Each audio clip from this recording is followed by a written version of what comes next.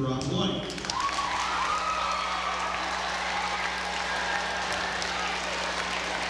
Thank you, Mr. McGee. My name's Robin. Everybody say hi, Robin. All right, I am honored to be here today. I want to thank your school for having me.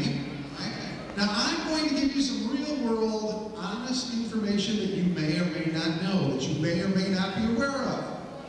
What I ask of you is I would like you to be completely honest with me.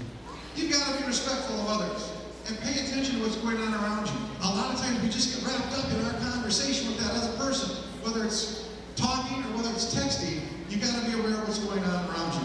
Know when and where to use your cell phone and when and where to turn it to vibrate or turn it off. Who here can name a place where it would be inappropriate to use your cell phone? What do you think?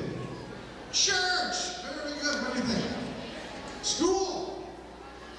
Movies! Yeah, when you go to the movies, they actually have a thing that says silence your cell phones. How many of you absolutely love texting? Texting is one of the coolest features of our cell phones, and it can also be one of the most dangerous.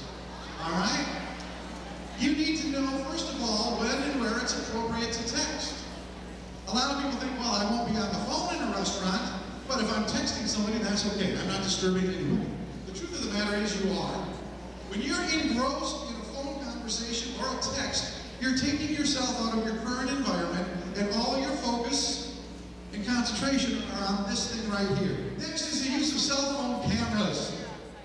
Very cool technology. You can take pictures and you can send them to your friends.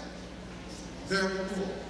Did you know if it is not your picture and you forward something somebody else sent you, that is illegal. That is not your picture. You have no right forwarding it or distributing it. All right? Here's some cell phone safety tips. This is the first one that can literally save your life. How many of you here have ice on your phone? Ice. Ice. We have a few of you. All right, let me tell you what ice is. This is something each and every one of you should have in your phone. How many of you use the internet every day?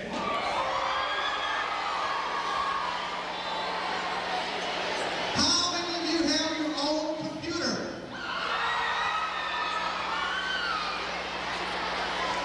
How many of you think you would be totally lost if for 3 days straight you could not use your cell phone or the internet or your computer? You see, what's happening is something has happened with these technologies that is quite amazing. There are other electronics that we all have, but they're not part of you. Cell phones and computers are so much a part of our lives that they have become a part of you. Remember, people, places, and things on the internet are real. If you're on a chat or a social site or a website, you may not know somebody. You may not think these people are real. They're just somebody you see online, but they are real. They are very real. Sometimes we get caught up in things, we lose fact that because we can't see them or touch them, that they're not real. They are. Anything that happens on the internet, people you meet on the internet are real, right? Even though you have your own screen name and password, as I said earlier with cell phones, your parents can be at risk as well. Do not give up your privacy. You are jeopardizing your privacy as well as your parents.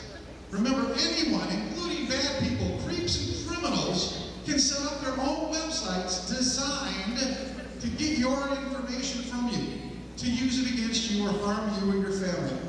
I know firsthand, I have been all over the country with this program, and I've talked to parents who have had their kids abducted, kidnapped, molested, and killed because of activity that started on the internet or their cell phones. And it usually came from your privacy, or people giving away too much information about themselves. You want to protect your identity, protect your information. Only give out your email address to people you know and trust. Email is one of the greatest ways for things to get out there. The minute you hit send, it's gone. People can use it, people can forward, people can copy it. Email tips: create an email address that does not reveal any information about yourself. Most people create an email address that is cute or cool, not thinking about safety. For example, let's look at this example up here right now. You do not want to use your name, age, interest, whether you're a boy or a girl, how old you are, your date of birth, or anything like that. The first one we have is cheerleader95@yahoo.com. Now, there are guy cheerleaders, but for the most part, that's probably a girl. They were probably born in 1995, so just the screen name alone, or username, tells you that this is a 16-year-old girl. If I was a predator looking for 16-year-old girls, ding, ding, ding, ding, I just hit the jet. Next, we got football dude at AOL.com. Well, that means this is a guy, and he either plays football or enjoys football. Now, if I'm somebody that's not got good intentions, and I want to get to know you and strike up a conversation to learn more about you and get information on you, I now have a common topic. Hey, I'm into football too. Who do you root for? If he says, oh, well, I'm a Cincinnati Bengals fan, chances are he lives in the Cincinnati area. You can get a lot of information out of people. Dancer girl Kelly. This tells you that this is a girl. Her name is Kelly. And her hobbies or interests are dancing. Again, all someone has to do is strike up a conversation with this girl named Kelly about dancing. She'll let her guard down and start communicating. And the more you're talking, the more you communicate, the more you're giving away vital information. Next, we get to cyberbullying. This is very serious. Bullying has always been important in schools, but now they can do it online. Bullying used to just be at school or on the bus or the playground. Now it follows you home. What you do at home online, in the sense of bullying, is also illegal. Cyberbullying, any kind of threatening messages, any kind of spreading gossip, is all considered cyberbullying. People do it because they have a screen name, so they think they can be anonymous and nobody will know who they are. Any harassment that occurs on the internet, vicious posts, name-calling, chat rooms, posting fake profiles, gossip, or rumors is cyberbullying. Anything that is threatening or rumor or gossip that is not true, you can be in trouble for cyberbullying. This is major, and this is most dominant with girls, and it is most dominant between the ages of 8 and 15 years old. You're in the prime group. Online choices have real-world consequences.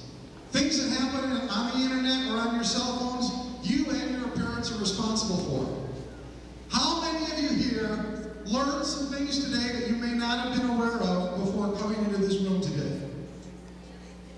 I want to thank you so much for being here today and having your school, Mr. McGowan and Ms. Harrison for having